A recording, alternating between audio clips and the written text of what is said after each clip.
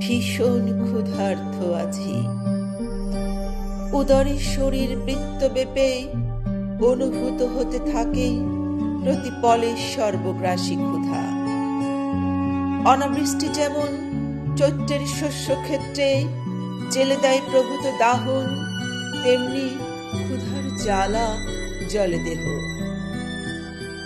দুবেলা দুমুঠো পেলে মোটে নেই অন্য কোনো দাবি। অনেকে অনেক কিছু চেয়ে নিচ্ছে, সকলেই চায় বাড়ি গাড়ি টাকা কড়ি, কারো বা খ্যাতির লোভ আছে। আমার সামান্য দাবি পুড়ে যাচ্ছে পেটের প্রান্তর, ভাত চাই। এ চাওয়া সরাসরি, ঠান্ডা বা গরম, সরু বা দারুণ মোটা, রেশনের লাল চাল হলে ক্ষতি নেই।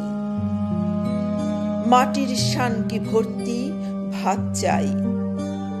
দুবেলা দুমুঠো পেলে ছেড়ে দেব অন্য সব দাবি।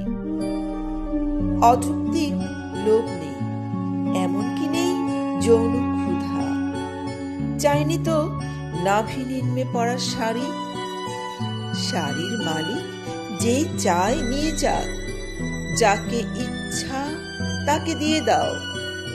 জেনে রাখো, আমার ওসবে কোনো প্রয়োজন নেই।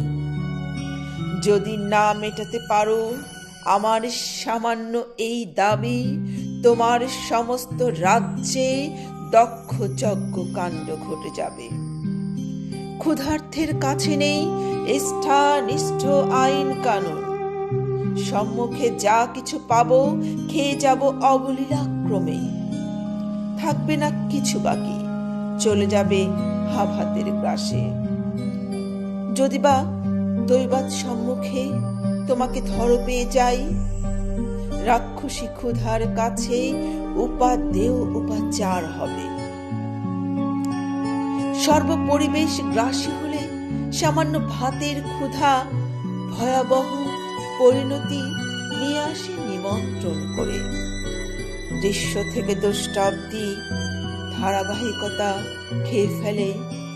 অবশেষে যথাক্রমে খাবো গাছপালা, নদীনালা, গ্রামগঞ্জ, ফুটপাত, নর্দমার জলের প্রপাত, চলাচলকারী পথচারী, নিতম্ব প্রধান নারী, উড্ডীন পতাকা সহ খাদ্যমন্ত্রী ও মন্ত্রীর গাড়ি।